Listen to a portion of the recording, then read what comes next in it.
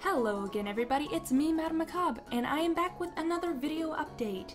Yes, I realize I have kind of fallen off the wagon with this, and it's been a couple weeks since I've done one, but it's been really crazy, and I'm trying to get back into it again. So today I've got a couple updates for you before I jump into the main topic, I guess, of this video, journal-wise. For those of you in Washington State who are looking for a chance to run into me, maybe, I am going to be in Everett on February 27th, that's a Saturday, for the Steam Powered Giraffe concert that's going to be at the Old Everett Theater. I am going to be dressed as my character Decibel again, so go ahead and keep an eye out for that if you're there. And if you spot me, go ahead and say hi and we can hang out or whatever. It's kind of a fun environment there, and it's a really cool band to go see. Small band, really nice people, it's just a lot of fun in general. The next thing I'm going to be doing, once again in Washington State, is SakuraCon. I've been going there every year for quite a few years now, so if you are dependably trying to find something where you can run into me, it would be SakuraCon, because I go there a lot. Once again, I am going to be wearing my Papyrus costume. I went ahead and debuted that at NewCon with my friends Highwind Valor and Mr. Creepypasta, and it was a big hit. I had a ton of fun, met a lot of really cool people, also dressed as Undertale, even tons of people who didn't even know what I was, but they just loved the makeup, I don't know. But it was a lot of fun, so I'm going to be doing it again. I have given the armor a new paint job, kind of touched it up. You know, those of you who cosplay know over time you have to sort of improve things, because wear and tear and all that. So it's going to look a little bit different, well, at least the paint job anyway, and hopefully my face paint skills will improve a little bit too. And then I also decided, even though I just made my Papyrus cosplay, I decided to add another cosplay to the roster for SakuraCon, because apparently I like to make myself suffer. Because, you know, what's better than mad rushing a month away from a con to get another costume done? Fortunately, I managed to do it. That's probably why I've been a little bit neglectful in things like these journals, because I've been focusing on this new costume like crazy. But it's all good, it's all good. We're back now. And as I'm sure you probably pieced together from the thumbnail, my next costume is going to be Kylo Ren from the new Star Wars The Force Awakens. Oh no, madam, not you too. Why like that character? He's such a whiny brat with temper issues. Is this really a surprise to anybody? I thought it was well established by now that I enjoy garbage. I am like a trash connoisseur. Good stuff.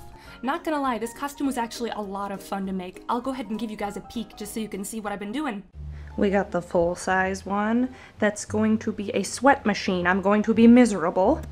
And oh look, yeah, the horrifying reality that is a cosplay storage closet. Yep, the life. You're a princess, Kylo. You're gonna be dazzling, beautiful baby. Check this bad boy out. I'm totally wearing this to Disneyland. Try to stop me.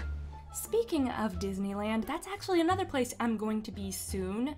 In probably early April, I'm gonna be down in the parks. So if you happen to be on vacation down there, you may run into me in the park in my little Kylo Ren dress. Alright, I've wasted enough time talking about just updates and stuff like that. Now to get on to the point of this journal. So, as of right now, it is nearly Valentine's Day. Valentine's Day is one of those things that people feel very strongly about, either one end of the spectrum or the other. And I tend to be a little bit more on the bitter I hate this holiday end.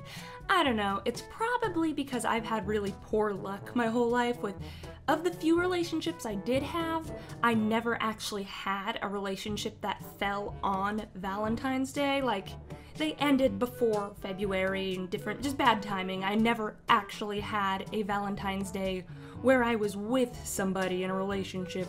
So that probably skews my feelings of it, because every year you get to see all your friends and family who have significant others oozing over each other more than usual all over social media and everywhere and talking about their plans and all that stuff, and you just feel like a bitter old person, like, you kids and your fun.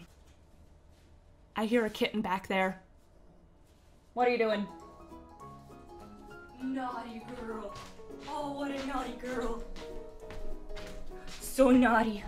Such a bad girl. somebody had jumped up on the table and had knocked down a bunch of napkins and was wreaking havoc in the kitchen chasing said napkins. Monster.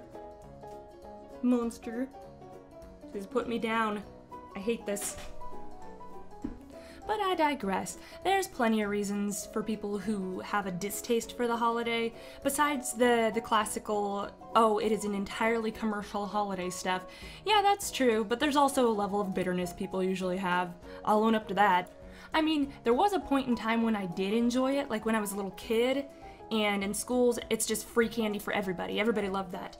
But once you start getting into middle and high school, and you don't have a significant other during February, and then you get to see everybody else around you, get these big bouquets and all this stuff, and then you're just like, oh, well, that's dandy. And even that isn't too bad. It's usually a lot of crap cheaply made that you throw away anyway. No, what's really bad is when you've got the friends who are in relationships who feel the need to make a big deal out of the fact that you are not in a relationship. Not teasing you, no. More patronizing, where they're like, oh, you poor thing, you're alone on Valentine's Day. I'm sorry, I'll be your Valentine. I hate that so much.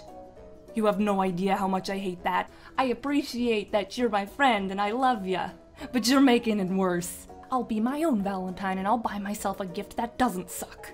And then of course you reach the age that I have reached now, where I am a fully fledged adult. Well, sort of.